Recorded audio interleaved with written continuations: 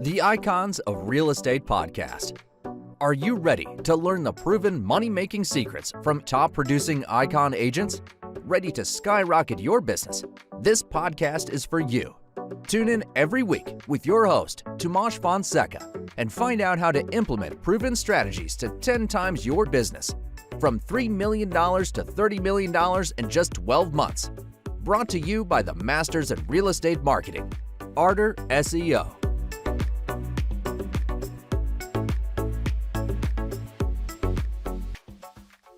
Welcome to Icons of Real Estate Podcast. I'm your host, Patty Thiel.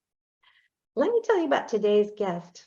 Gino Barbaro and his partners started their business back in 2013 with a desire to create long-term wealth through multifamily investing. Today, they've grown to nearly 1,600 units, and maybe it's more by this time, creating true financial freedom. But they're not stopping at finding success for themselves. They've designed a program to help others to launch into a profitable industry and to become financially free. Boy, doesn't that sound good. Welcome, Gino. Patty, thanks. And I had to do something.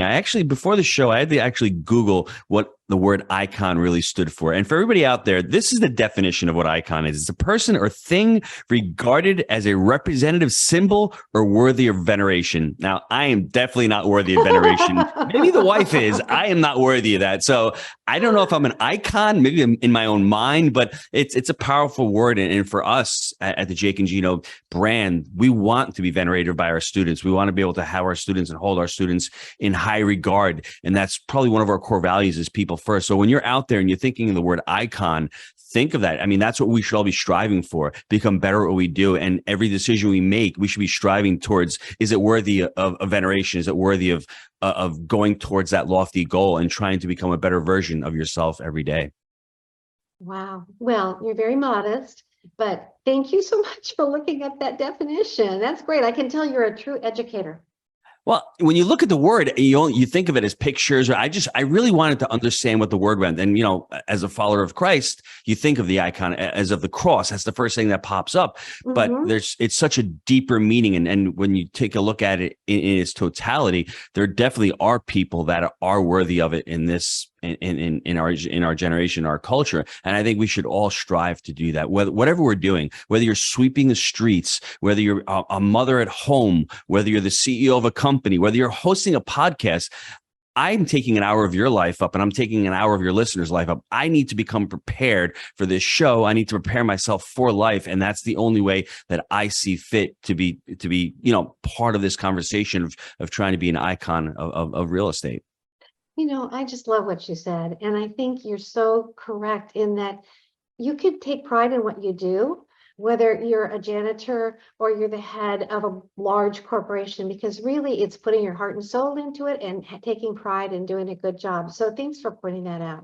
And I think one last thing before you want to start talking about real estate and kicking it off, I think what people really need to figure out is what their value systems are and what their sole purpose is. If your sole purpose is to work at a company and to add value to a boss and to an employer and you see fit, that's great. Stop and take a second and figure out what you're here on this planet to do. How can you add value? And for me, I had a restaurant for years and years and years. I loved it. I was working with my family. Once my dad passed away, I had to re-examine and reevaluate my life and to say, do I want to be stuck in this kitchen? Is this where I see myself creating wealth? And for me, I really wanted to be a role model for my children. I worked hard my entire life. I got sick and tired of coming home being tired, being grumpy. And I didn't want my children to equate that to what work should be. And I started buying assets with Jake. And then from there, when you become financially free, there's a couple of paths you can take. You can either say to yourself, I'm going to go sit at the beach and hang out and travel the rest of the world. But for most people who become financially free, it's embedded in our DNA. How did you get there to become financially free? You created value. You enjoyed the working process. You enjoyed to interact with people. And it's not about making the money. It's about creating impact and about getting better at a skill. Once you get better at something, you sort of become addicted to it. And I did that, especially with buying multifamily. We got really good at it. And now with the education, I'm getting much better as a teacher and I'm enjoying it more. Why would I want to stop and give up the next 20 years of my life where I can continue to get better at something, add impact, and at the same time, make a few bucks while I'm doing it. So I think people need to reevaluate what they're doing. Why are they here? We all have gifts. We are all endowed with certain gifts where we can create value. We just need to figure out what value that is and how we can bring it to the marketplace. Yeah, when you shared that, what flashed upon me was my father, who never did pursue his entrepreneurial dreams, even though he had them, and it was always a regret for him. And so we don't want to leave this earth, feeling like we didn't take that risk if it's something that we wanted to do. But of course, it's not for everybody. Some people like a more steady income and just know that they are getting their paycheck and they're happy. So it's not for everyone. Do you agree? 100%. That's why I figured for everybody out there, the entrepreneurial life can be lonely. I mean, I've got my partner, Jake, and I mean, on occasion, I can talk to my wife about certain situations. Well, I've got to make payroll this month, or I've got to shoot this podcast, or I've got to go to Dallas for a conference.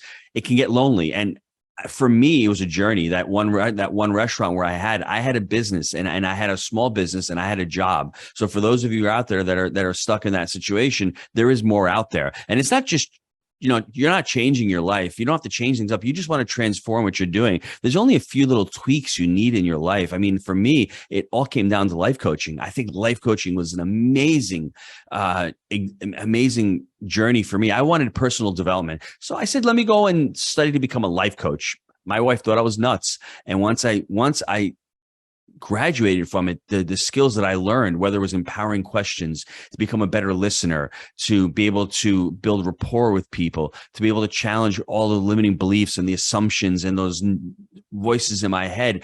I think we could talk about real estate for the next 6 hours, but if you don't conquer your own limiting beliefs and your mindset, doesn't matter what a cap rate is, doesn't matter what cash on cash return is, because your behaviors are belief driven. If you don't believe you can do it, then you're never going to buy a deal. So let's overcome that belief first. And for everybody out there, if a pizza guy and a drug rep, AKA Jake and Gino, can do it, anybody can do it out there. I just had a strong enough why, and I understood that I needed to be held accountable, and I understood that I needed to invest in my education. But once that was all clear, I mean, it was just those steps of going out, underwriting deals, doing property tours, putting in offers, raising capital. Those are all skills you can learn. But if you don't think you can do it, then you're never going to be able to do it. Wow, Gino, you're still a life coach. I mean, I know you're coaching real estate, but still you're using all those skills to really help people go deeply within to figure out what's important to them. And what I would say to that is the first thing everybody should do as you're listening to this, I really want you all to explore what your values are, because we all have values that are endowed within us and what we want in life. Is it adventure? Is it safety? Like Patty said, some people may just want a 9-to-5 job. They just want to be told what to do. There's nothing wrong with that. Yeah. But if you are not that person and you're living a cubicle life, you're going to be living a life that is incongruent with your values. For me, my values were family. So when I'm at the restaurant and I'm working on Easter and I'm working on Christmas Eve and I'm missing every weekend because I'm working at the restaurant, early on, it's okay. But as my kids are getting older, it doesn't feel right. And that's the whole thing. So figure out what your values are, write them down, and start making every decision based upon those values. It's called values-based decision making. And for Jake and I, we love real estate, specifically multifamily, because we have a long-term mindset. We've created a 100-year real estate investor brand because it's about long-termism. And that's one of our values. Another one of our values is responsibility junkie. If I've got a podcast with Patty at 1 p.m., I'm going to come prepared. And these are values that I wasn't born with. I mean, in 2008, I was out there blaming everybody else about the economy, Obama's fault, the economy. But I read the book by T. Harv Eker called Secrets of the Millionaire Mind. And Harv Eker talks in that book about responsibility and the fruits are in your roots. And I said to myself, I really don't like this guy. And when I said that, I'm like, he's probably right, because we don't like the truth. And it was a hard truth for me. And that's when I decided, okay, I've made a couple of really bad investment decisions in real estate. They were my fault because I invested with people and I bought assets that I knew nothing about, and I shouldn't have invested in those deals. It's about time that I take responsibility. And from there, that's been my value for the last 15 years. It's been a nice journey for me, because all of a sudden something happens that doesn't go right. I can take responsibility and say, how do I learn from it? It's not just a problem, but there's a problem here and looking at that problem. Where's the opportunity in that problem? And is it easy? No. But without responsibility, there's no hope and there's no control. You have that, you lack that control and that ability to take control of your life. So for me, go out there, set up what your values are and start living your values based and creating those decisions based on those values. Oh, you're so wise. I had no idea we were going to have this deep of an interview. It's really fun. Yeah. But I Thank think you. you're correct. I believe that if you don't take responsibility, you're likely to continue to make the same mistakes again and again. But if you really look, you go, oh, I should have done it this way. I could have done it that way. And that will really help you to be successful. And also, um, sometimes people aren't successful the first time they try something. So you got to stick with it. Oh, I've got hundreds of examples of just, I don't want to use the word, but sucking in the beginning. We started our podcast years ago, and some of the first few episodes were pretty dreadful. And, some of those first camera interviews were pretty funny. dreadful. And it's just a reality. But you have to remember, we're all dreadful when we start something new. And it's something where you have to realize you're going to have to learn. You have to make those mistakes. And what did you learn from that bad interview? And you need to put the work in. And we just had an interview with a gentleman named Julius Thomas. He's a Pro Bowl tight end, won the Super Bowl, Peyton Manning. And he talks about it. Mastery is commitment, and it's about sacrifice, and it's about discipline. We need to be disciplined to do the hard work, but we also know that we need to make that sacrifice to get better at what we want. And once again, if those values aren't in alignment with what we want, we're chasing something that doesn't align with our values. We're putting all that hard work in for something that we really don't want. When we do get it, then we realize, oh, man, I don't really feel complete. I don't feel fulfilled. It's because you probably weren't shooting for that. You're not really shooting for money in a job. You're shooting for what money does for you. You're not shooting for money, especially myself. You're shooting for the impact of what it does for you. I mean, I didn't create Jake and Gino to monetize the education. I created it ultimately to be a role model for my children, to have my children be part of the business, and also to create impact for students. And the more impact that students close deals, the more that happens, the more impact that happens in my life. And getting those emails from students when they close deals, really, I mean, it invigorates you, and it's addictive as well. You see, you help somebody out, you continue to do that. And having that go-giver mentality is another value of ours. Just find out what your values are and go towards those values. Wow. And that's a simple concept, maybe not so simple to carry out, but the concept, just think of your values. So every decision, you can go back to that. And it's unfortunate. That's the only thing that I'm afraid of with the young people in this country is we're not being taught responsibility. And it really comes down to us. And there's that victim mentality. When you're a victim, we call it really a catabolic type of energy. Catabolic energy is negative. It's draining. You can sit there. They always say birds of a feather flock together. You can see what's going on. And when you're with other people who are victims, there's not much solution gathering right now. You're seeing what's going on in the economy, in the country, in the media. There's all victim, there's all blaming. There's no solutions coming out of it. Everyone's negative, everyone's fighting. And at some point, you should be a victim. If you have a friend who passes away or if you lose a job, it's okay to be a victim in that moment, to grieve. But after that, we need to move from that catabolic level of energy to what we call an anabolic level, which is, highly uplifting. It's energizing. You go from that flight to fight all of a sudden to something where you can see the possibilities. And how do you do this? You do this by surrounding yourself with a peer group that's going to hold you accountable, that raises your level, that raises your state, raises your energy. And I mean, one of the reasons why we created the Jake and Gino community is because there are students out there who lack that. They go to work, they have the same conversations around the same, water cooler there, and they talk about the same crap. No one's talking about personal development. No one's talking about responsibility. No one's talking about investing in assets. What they're talking about is what's going on with the company, with the politics and all that. So be mindful of who you're surrounding yourself with and who you want to look up towards as a role model. And once you can understand your level of energy throughout the day, because if you're feeling like a victim, are you going to get on a podcast? Are you going to show up, or are you going to make excuses? Are you going to call that broker up and say, yes, let's put the offer in? Or are you going to say, you know what? This is not the time of the market. Everything's overpriced. Yeah, the market's been overpriced for the last 4 years. We've heard that. There are people who have been blaming and been victims for the last 4 years, and there have been people who have been putting in LOIs and closing deals for the last 4 years. What camp do you want to reside in? You can make that decision if you understand where your level of energy resides and how you show up throughout the day. This is such a fun interview. I'm really enjoying it. We chatted a little bit before the show, and I know your family is very important to you, and you have a wife and children. How are you instilling the importance of values for your kids, and how are they getting that idea of responsibility? So for us, I was really fortunate. My wife decided to stay home with the children when we got married. So we have 6 kids, ages 23 to 7. We homeschool the kids. And that's been a challenge. Talk about sacrifice. It's probably the best thing that we've ever done. I could probably list top 3 things that I've done in my life. One of them is homeschooling the kids, but it comes with a lot of sacrifice. My wife has to sacrifice her day. She's home with the kids all day. Sometimes she just wants to commit suicide because they drive her nuts. And that's the reality. But there are other times when it's just part of the family. And for us, it's just living the day and leading by example. I mean, I just got into an argument today with the kids about them leaving the cream cheese out on the table and having the jelly open. And it's just like, I mean, it's not perfect. It's okay, but I'll have to go home tonight and understand that I need to, I need to say sorry to them.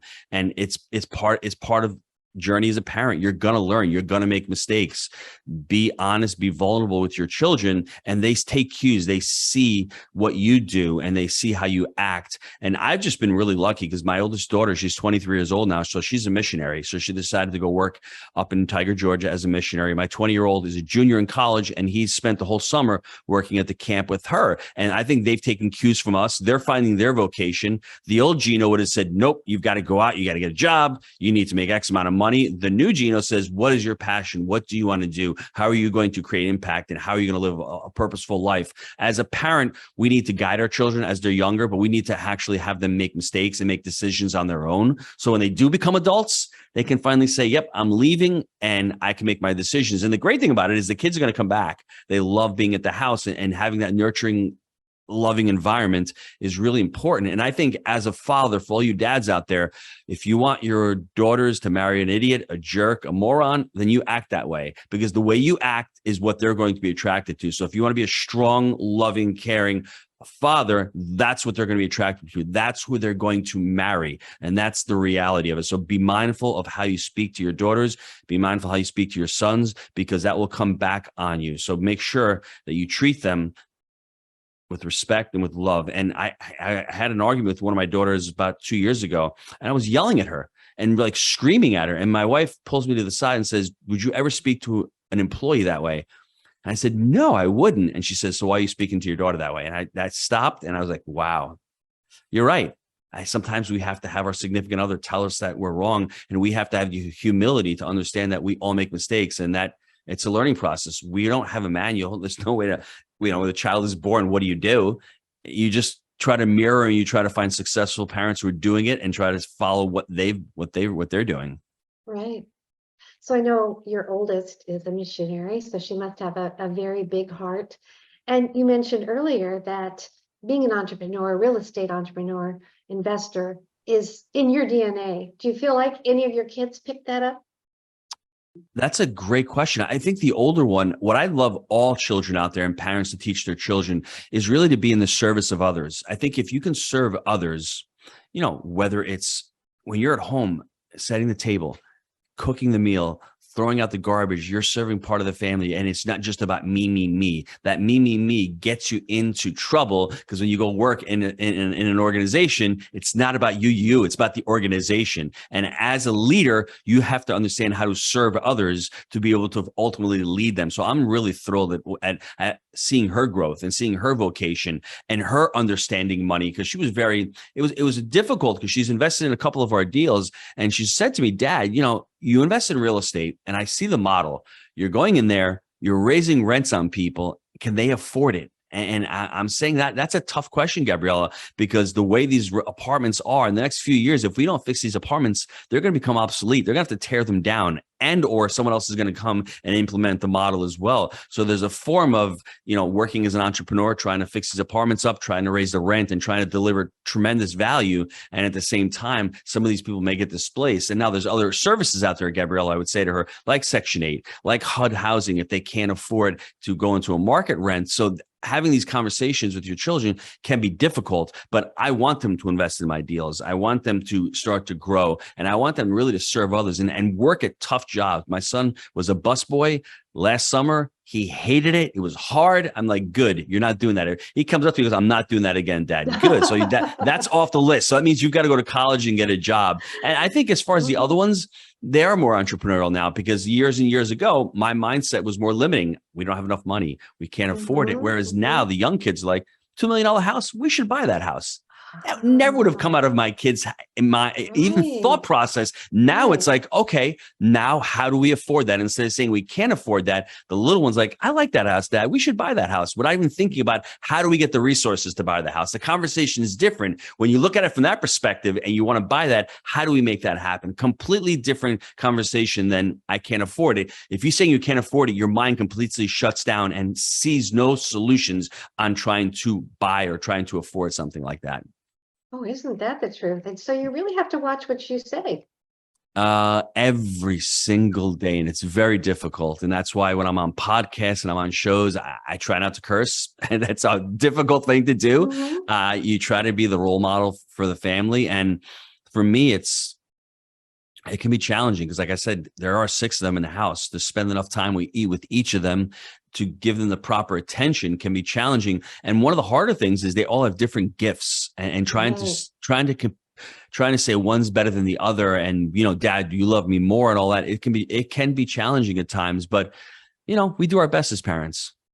Yeah. And I meant more, watch your limiting belief statements that might come out. It seems like kids usually have a very positive attitude until it's kind of been, I don't want to say beaten out of them, but they've had people put them down, or they've said, oh, you can't do that, do this. And so I think it's really important that they stay in that positive mind space, and they probably get a lot of that from you. That's 100%, Patty. I agree with that. And I can give you a quick story about that. It's, working with my mom in 2008, when the recession comes along, her mindset was, Gino, we need to stay small. We can't take too many risks. We had one restaurant, and I started investing in real estate, and I told her, and she's like, you can't do that. You've got 5 mouths to feed at the time. You're taking a lot of risk. So I decided not to tell her anymore. I decided just to keep her out of the conversation. And she would see me working all the time. And she would say to me, Gino, life is not all about work. I mean, you have to relax. And what she was trying to do, she was trying to protect me. But I wanted to get away from that mindset and that talk of real estate's risky. You're working too hard. And I didn't tell her until we had around 200 units. And I said to her, Mom, I'm leaving. I would work with her 6 days. Basically every day at the restaurant with her. And to hide that from her was challenging, but I knew that I had to do that until I hit a certain unit level. I'm saying, Mom, I'm going to be leaving in the next, 6 to 12 months. And she was shocked. And she was floored by it, but be careful the words you utter. Those disempowering words, there's risk in everything. I had that one restaurant there. What more risk than that?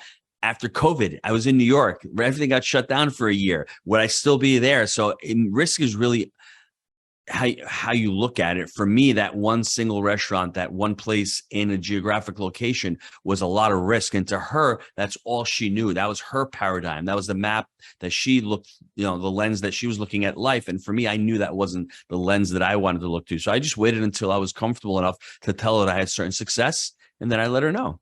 That's very wise of you. Surprise, Mom. She must be very proud, though, and very happy. She is. She still doesn't understand what I do. She still doesn't get the multifamily thing, but she is. She's awesome. I love my mom. So speaking of risks, and we'll kind of get to the nitty gritty for a little bit, is multifamily investing extremely risky? Or if you know what you're doing, do you minimize those risks? I think any kind of investing is risky, especially when people don't look at it from a lens of holding or buying for the longer term. You can look at it with stocks. People look at stocks, and the problem with stocks is they're so transactional that you're so afraid that people buy high and sell low. That's the risk I see in stocks. When they see a little bit of a gain, they take that gain. But when they see a loss, they're saying to themselves, oh, I can recoup that loss and let that loss run. And multifamily, what I like about it, it's a basic human need. It's food, clothing, and apartments. We need a place to live. And couple that with the lack of affordable housing, couple that with the demographic shift of people that want to rent apartments right now. It's easier to rent an apartment. People who are older, they're downsizing and renting apartments. The millennials are starting families at a later date, so they're continuing to rent as well. The ability of this I would say the transactional nature of employees. They can move anywhere they want. So being able to rent is so much easier. And I think the shorter term mindset, it's so much easier to rent an apartment for a year or two than to end up buying a house and living in that house. Longer term, you're going to do much better buying a home, but shorter term, it's a lot easier. So I think the dynamics and the demographics of renting are here for the long term. And I love it as an asset class because there's so many benefits to it. You have the tax benefits. First and foremost, for anyone who's making a high income, they can shield it. You have the ability to force that net operating income on these assets because you can really focus on the income or cut those expenses. You have the principal pay down where you're having your residents pay down the principal. You have that inflation hedge where basically that inflation is, rents were up 9% this year, or up 20% last year. So as inflation occurs, your rents are continuing to go through inflation. And I think one of the things that I said with that basic human need, we call it cycle resiliency. I think through that '08 crash, a lot of multifamily, rents did go down a little bit, but most of it stabilized. And there was very little foreclosure activity in multifamily because it's a stable asset. And I think going long term, are there going to be operators who are overpaying now? Absolutely. But I think if they can stabilize their operations and hold for the long term and buy in a market that's continuing to grow, there's a lot of ways to mitigate your risk. You just have to understand the strategies that you need to implement in the market cycle that's occurring right now to help mitigate that risk. You know so much about this. I'm just like kind of floored by all your knowledge. How would people invest in a multifamily unit if they wanted to go through you? Would they just contact you and you would tell them about the different opportunities, or do you contact them when a great opportunity comes about? For us, we don't syndicate. So syndication is the model that you're talking about where you're raising capital. We've syndicated 3 deals. It's not our forte. We don't want investors. And Jake and I realize that the vast majority of our portfolio is owned by me, Jake, and a partner, Mike. We have employees investing in our deals right now. What I would say is going out there and looking for sponsors. It's really funny. That's such a tough question to answer because I think people out there, when they're starting to invest, I think they have to figure out what their goals are, what their aspirations are. Are you looking to invest passively? Well, if you're investing passively, then go out there and find someone who's syndicating a deal. Go out there and look for a sponsor. If you're looking to do it yourself, I mean, go on websites like Bigger Pockets, start listening to educational shows like the podcasts and YouTube channels. Then when you're serious, go out there and find a mentor like I did. Find somebody who's teaching it, who's doing it right now, and learn that. If you're actually going to be doing deals by yourself, or you're going to be partnering with other people, there's so many different ways to get into this space. I started out with a 4-unit. Me and my brother bought a 4-unit years and years and years ago. If you're younger and you don't have the money, house hack. If you're younger, you're a veteran, use the VA loan, use an FHA loan. If you're going to buy your first home, get into the business, start buying an asset. And then from there, figure out what you want to accomplish through multifamily or any of these investment vehicles. Do you want to get into it full time? Well, you're going to need to dedicate more time and resources. Do you want to just start continuing to grow your wealth and do it part-time? Great. Go out there and find partnerships or sponsors who have deals and you can invest in those deals. I think that's probably the best path that you can take. Oh, thank you for clarifying the difference between a syndicator and what you're doing. Where do you purchase most of the properties that you have? Is there a certain geographic area? Well, we're a vertically integrated company, which basically means we do all the processes ourselves. We buy the properties. We have our own in-house property management. We get the financing done through our affiliates. So we do everything in-house. And within that, we're in Knoxville, Tennessee. So we're within a 3-hour radius of Knoxville where we can really control the entire processes. So Chattanooga, Nashville, Asheville, we have a deal in Lexington. Within a 3-hour radius, that's where we like to focus on. And I think it's an amazing, we got fortunate because Jake in 2011, he understood that in 2011, he couldn't afford to live in New York. It was just too expensive. So I got lucky. He moved to Knoxville, Tennessee in 2011, and we started buying assets down there. And Knoxville was the 4th city to get out of the recession in 2008. Didn't know that until we moved there. And we just started buying assets. And the Southeast has become just a plethora. I mean, everyone is moving to the Southeast. So it's an amazing area, whether you're in Florida, Carolinas, Georgia, Alabama. It's a great area to continue and really to start building a portfolio. And why do you think that area is becoming so popular? Couple of reasons. Number one, as you get older, you hate cold weather. So You have a lot of people moving down to the Southeast, specifically Florida, because it's just a lot warmer. And I can speak for my experiences and my experiences alone. Living in New York, taxes were high. I had high state income tax, high property taxes. The cost of living was high. In a lot of these southern states, although the cost of living has increased, it's a lot cheaper than up in the Northeast. And that makes a big difference to people. And I just think there's just been a shift in politics. So certain people want to live in certain states. And I think the Southeast, it just resonates with a lot of people. I think down in the Southeast, I have to say that people in the Southeast are much nicer than New Yorkers. I can say that because I'm a former New Yorker. So it's just, you're pleasant. allowed. It's pleasant living down here. The people are great. The pace of life is great. The quality of your life is so much better down here. I mean, it's 90 degrees in October, whereas in New York, you're in the 40s. So I just think it's just an amazing place to live. And I think the education and the workforce has gotten so much more educated down here so that the quality of jobs have expanded. You have hedge funds moving in Miami. You have just so many different tech centers going all over the Southeast, whether you're in Austin, Texas or Raleigh, North Carolina. They're all popping up because that workforce is so much more educated than it was 10 or 15 years ago. Wow. Interesting. I moved to Florida last year, so I guess I'm one of those people. From where? Well, I was in Santa Barbara, California. Oh, Yes. we're in Florida. It's in between Fort Myers and Naples. Oh, It's kind of the Estero area. yes. Yeah. And if you go back 10 or 15 years ago, I would venture to say I never heard of anybody moving to Tennessee from California. Never would have heard that. We have people daily that Jake runs into in Knoxville that they moved from California. That never happened because no one was leaving California to go to Tennessee or even Florida. They may go to Texas, maybe Phoenix, maybe Idaho, but it's just amazing the shift that's going on and the demand. There's not enough supply in the state right now. There's an imbalance. They're trying to build housing here, and that's what's fueling the economy here. We weren't even shut down during COVID, which is great, but that's what's going on. Those migratory patterns and the population shift is really driving housing, specifically multifamily. You live in a beautiful area. It's awesome down there. Oh, well, I think your area must be quite beautiful too. I want to take a trip and check it out sometime. Oh, it's awesome. You'd love it. Yeah. Well, I can't let you go with learning more about your program that you're offering to help other people. And I think it's great that you're doing that and trying to help people be as successful as you are, at least try to attain that.